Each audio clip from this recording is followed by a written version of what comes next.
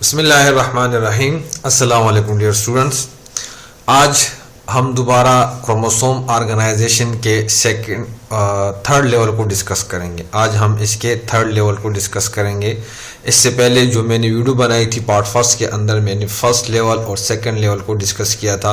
उसमें हमने DNA double helix structure को डिस्कस किया था कि ये डबल हेलिक्स स्ट्रक्चर क्यों बनाता है, और दूसरा हमने डिस्कस किया था न्यूक्लियोसोम स्ट्रिंग फॉर्मेशन को।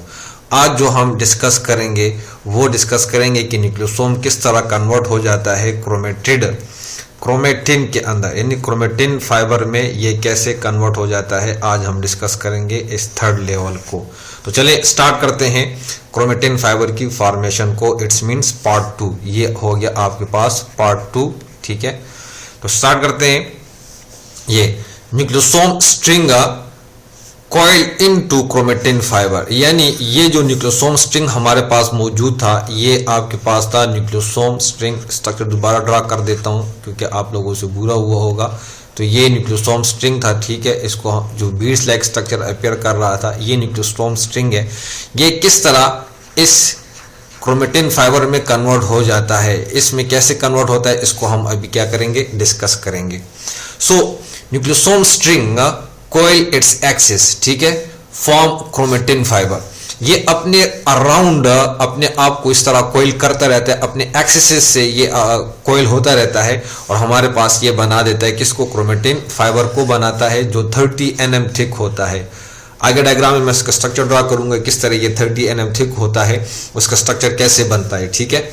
फिर इस क्रोमेटिन फाइबर में जब न्यूक्लियोसोम स्ट्रिंग कन्वर्ट हो जाए, कंडेंस हो जाए क्रोमेटिन फाइबर के अंदर, उस वक्त ये हमें दो रीजन शो करता है। इसमें एक रीजन हाईली कंडेंस फॉर्म में होता है, उसको हम कहते हैं हेट्रोक्रोमेटिन। जो हाईली कंडेंस फॉर्म में होगा, हाईली कंडेंस किसको कहते हैं, इसको स्ट्रक्चर में डिस्कस करेंगे। और अनएक्सप्रेस रीजन होता है हेट्रोक्रोमेटिन। अनएक्सप्रेस किसको कहते हैं, इसको भी डायग्राम में डिस्कस करते हैं। So chromatin fibre show two region. one is heterochromatin which is very highly condensed in unexpressed region, and the second is eochromatin. eochromatin भी इसके अंदर मौजूद होता है, जो पार्शियली कंडेंस होता है, हाईली कंडेंस नहीं होता, और वो आपके पास एक्सप्रेस रीजन होता है। एक्सप्रेस रीजन से क्या मुराद है, अनएक्सप्रेस रीजन से क्या मुराद है, हाईली कंडेंस से क्या मतलब है और पार्शियली कंडेंस से क्या मतलब है, इसको अब डायग्राम के अंदर हम डिस्कस करते हैं। हेट्रोक्रोमेटिन कहां पे मौजूद होता है, एओक्रोमेटिन कहां पे मौजूद होता है, तो अभी इसको हम डायग्राम में डिस्कस कर देते हैं। याद रखें न्यूक्लियोसोम स्ट्रिंग के अंदर हेट्रोक्रोमेटिन और इओक्रोमेटिन नहीं होता। हेट्रोक्रोमेटिन और इओक्रोमेटिन जो होता है वो क्रोमेटिन फाइबर में होता है। Remember that. क्लियर हो गया। अब आ जाते हैं डायग्राम की तरफ कि डायग्राम में हमें कैसे दिखाई देगा कि इसमें हेट्रोक्रोमेटिन कौन सा है और इओक्रोमेटिन कौन सा है। फॉर एग्जांपल हमारे पास ये एक क्रोमोसोम हो गया, ये एक लॉन्ग क्रोमोसोम है, ठीक है। ये क्रोमोसोम मैंने क्या कर दिया, ड्रा कर दिया। अब इसके अंदर हम उन रीजन को डिस्कस करते हैं जो इओक्रोमेटिन और हेट्रोक्रोमेटिन है। याद रखें मैंने स्ट्रक्चर ऑफ क्रोमोसोम में आपको बताया था कि क्रोमोसोम का जो एंड होता है इसको हम कहते हैं टेलोमेयर, ठीक है। और वहां पर भी मैंने डिस्कस किया था कि टेलोमेयर रीजन जो इसका होता है क्रोमोसोम को, वो हाईली कंडेंस फॉर्म में होता है, ठीक है। इसके अंदर जो डीएनए के जो सीक्वेंस होते हैं वो रिपीटेड होते हैं, बार बार रिपीटेड होते हैं, ठीक है। और ये भी, तो ये हमारे पास क्या है, हेट्रोक्रोमेटिन, ठीक है।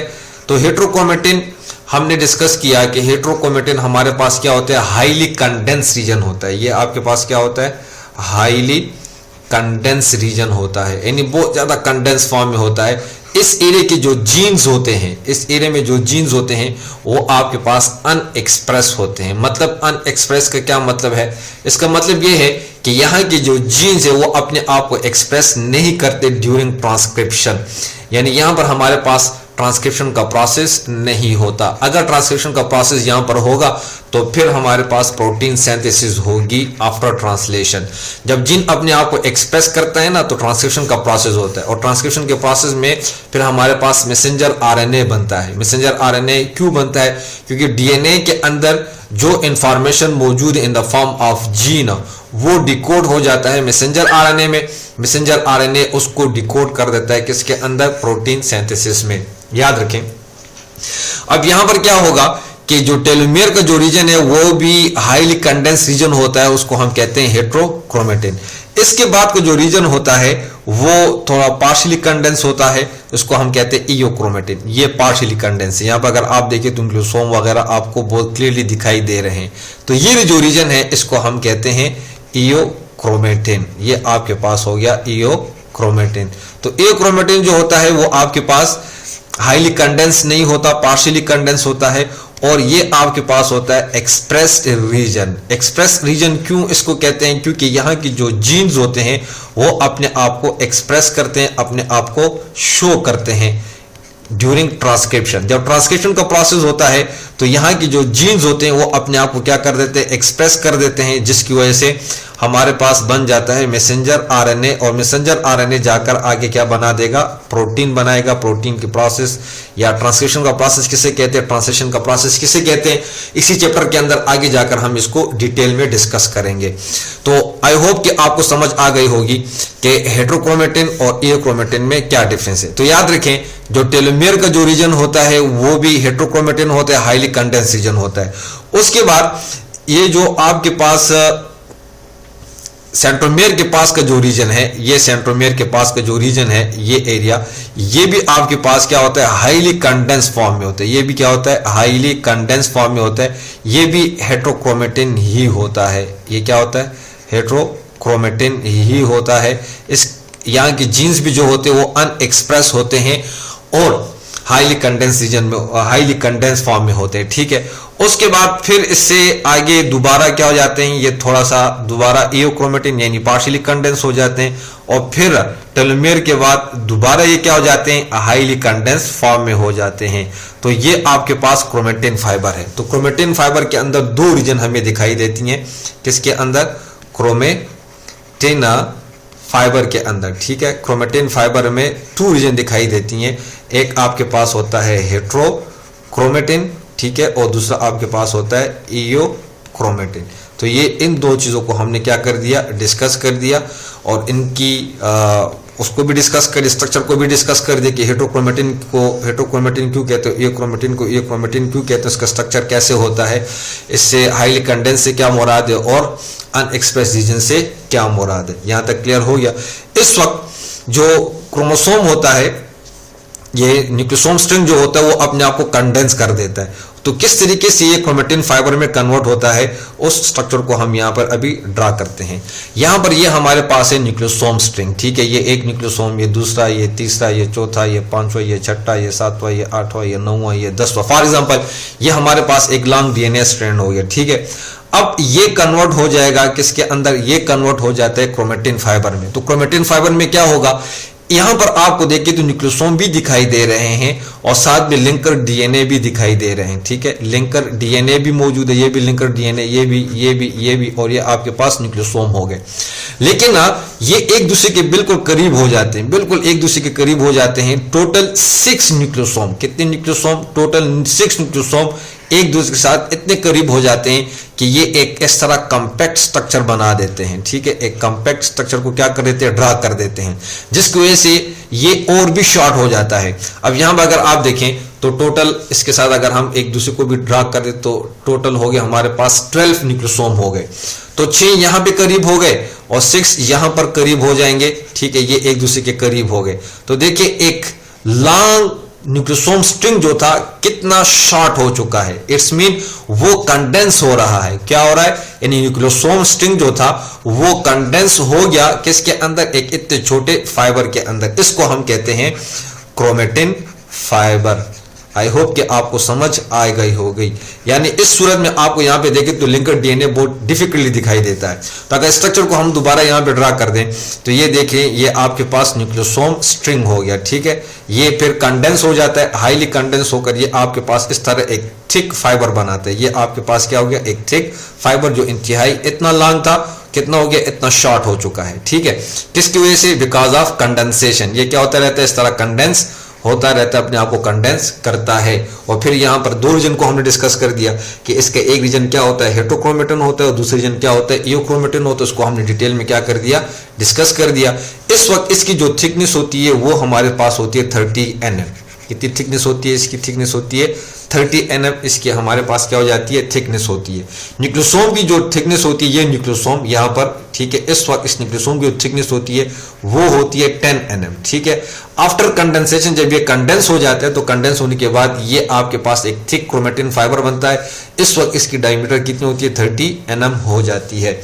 अगर आप यहाँ पे डायग्राम में भी देखें तो डायग्राम में अगर आप देख लें तो ये आपके पास एक क्रोमेटिन फाइबर है, ठीक है। ये पहले था न्यूक्लियोसोम स्ट्रिंग, इस फॉर्म में था, ये न्यूक्लियोसोम स्ट्रिंग इस फॉर्म में था। एक लॉन्ग हमारे पास क्या मौजूद था, न्यूक्लियोसोम स्ट्रिंग मौजूद था, ठीक है। लेकिन ये इसमें से हर एक चेंज जो है एक दूसरे के इस तरह करीब हो गए। देखिए 1 न्यूक्लियोसोम, 2, 3, 4, 5, 6, तो इस तरह 6 के 6 यूं करीब होते रहेंगे, करीब होते रहेंगे, एक दूसरे के साथ यूं करीब होकर एक थिक फाइबर बना देते हैं। इस थिक फाइबर को हम क्या कहते हैं, क्रोमेटिन। इसको हम क्या कहते हैं, क्रोमेटिन फाइबर। इस वक्त इसकी डायमीटर कितनी होती है, 30 nm। इस स्ट्रक्चर को हम क्या कहते हैं, सोलेनॉइड कहते हैं। क्या कहते हैं इसको, सोलेनॉइड कहते हैं। तो ये आपके पास क्या हो गया, क्रोमेटिन फाइबर हो गया। It's mean double helix structure जो था वो कन्वर्ट हो गया किसके अंदर, न्यूक्लियोसोम स्ट्रिंग के अंदर, और न्यूक्लियोसोम स्ट्रिंग कंडेंस होकर कन्वर्ट हो गया क्रोमेटिन फाइबर में। अब जो होगा क्रोमेटिन फाइबर जो होगा ये कंडेंस हो जाएगा, ये क्रोमेटिन फाइबर कंडेंस हो जाएगा किसके अंदर, क्रोमेटिड्स के अंदर। किसके अंदर कन्वर्ट हो जाएगा, क्रोमेटिड के अंदर। कहते हैं ड्यूरिंग सेल डिवीजन, जब सेल डिवीजन स्टार्ट होती है, सेल डिवीजन की जब भी हम बात करें तो याद रखें यहां पर इससे मुराद माइटोसिस और मियासिस होगा, ठीक है। माइटोसिस और मियासिस, इनको हम कहते हैं सेल डिवीजन, ठीक है। तो ड्यूरिंग सेल डिवीजन, जब भी सेल डिवीजन हो, चाहे माइटोसिस का प्रोसेस हो या मियासिस का प्रोसेस हो, उस वक्त ये जो क्रोमेटिन फाइबर जो पीछे हमने डिस्कस कर दिया, ये क्रोमेटिन फाइबर जिसके अंदर हेटेरोक्रोमेटिन भी था और इओक्रोमेटिन भी था, वो सुपर कोयल हो जाता है, यानी मजीद कोयल होकर हमें एक स्ट्रक्चर प्रोवाइड करता है। उस वक्त उसकी थिकनेस कितनी होती है, 200 nm होती है। ये कंडेंसेशन का प्रोसेस अभी कंटिन्यू रहेगा, अभी ये सुपर कोयल मजीद कोयल हो जाता है। फॉर एग्जांपल ये आपके पास था एक न्यूक्लियोसोम स्ट्रिंग, ठीक है। फिर यहां पर ये थोड़ा सा क्या हो गया, कंडेंस हो गया, ठीक है। आपके पास क्या बना, क्रोमेटिड बना। ये आपके पास क्रोमेटिन फाइबर बना, सॉरी क्या बना, क्रोमेटिन फाइबर आपके पास बन गया, ठीक है। और ये आपके पास क्या है, न्यूक्लियोसोम, ये है न्यूक्लियोसोम स्ट्रिंग, ठीक है। तो न्यूक्लियोसोम स्ट्रिंग जो है वो कंडेंस होगा, किसमें कंडेंस हो गया, किसमें कन्वर्ट हो गया, क्रोमेटिन फाइबर में। अब ये क्रोमेटिन फाइबर मजीद थोड़ा सा कंडेंस हो जाएगा, इस तरह कंडेंस हो जाएगा, और कंडेंस होकर ये किसमें कन्वर्ट हो जाएगा, क्रोमेटिड के अंदर, ठीक है। क्रोमेटिड के अंदर ये आपके पास क्या हो गया, कंडेंस हो गया, ठीक है। इंतहाई कंडेंस फॉर्म में होगा, किस फॉर्म में होगा, इंतहाई हाईली कंडेंस फॉर्म में होगा। क्लियर हो गया। अब यहां पर डिफरेंस बाकी नहीं रहती, किस चीज की, हेटेरोक्रोमेटिन की और इओक्रोमेटिन की। याद रखें हेटेरोक्रोमेटिन और इओक्रोमेटिन सिर्फ मौजूद होता है कहां पर, क्रोमेटिन फाइबर में। क्रोमेटिन के अंदर फिर ये डिफरेंस नहीं रहती, क्योंकि जो इओक्रोमेटिन होता है वो भी हाईली कंडेंस हो जाता है और वो भी किस में कन्वर्ट हो जाएगा, हेटेरोक्रोमेटिन के अंदर। उस वक्त फिर हम डिफरेंशिएट नहीं कर सकते कि क्रोमोसोम का कौन सा पार्ट हेटेरोक्रोमेटिन है और कौन सा पार्ट इओक्रोमेटिन है, बल्कि मुकम्मल क्रोमोसोम जो होता है वो हेटेरोक्रोमेटिन हो जाता है, जो इंतहाई हाईली कंडेंस फॉर्म में होता है। तो याद रखें ये आपके पास 200 nm एक स्ट्रक्चर बन जाएगा। फिर उसके बाद ये मजीद कंडेंस हो जाता है, मजीद कंडेंस होकर एक बहुत ही स्मॉल फाइबर में कन्वर्ट हो जाएगा, जो हाईली कंडेंस और बहुत ज्यादा क्या होता है, थिक होता है, ठीक है। ये देखें इंतहाई थिक फॉर्म में। इस वक्त इसकी जो डायमीटर होती है वो होती है 700 nm। इस वक्त इसकी जो डायमीटर है वो है 200 nm। यहां पर अगर आप देखें एक लॉन्ग स्ट्रिंग था वो कन्वर्ट हो गया एक छोटे से क्रोमेटिन फाइबर में, क्रोमेटिन फाइबर फिर दोबारा कन्वर्ट हो गया एक क्रोमेटिड के अंदर। उस वक्त उसकी डायमीटर जो थी वो 200 nm थी। फिर ये मजीद कंडेंस हुआ तो एक थिक स्ट्रक्चर हमारे पास क्या बन गया, जिसको हम कहते हैं 700 nm।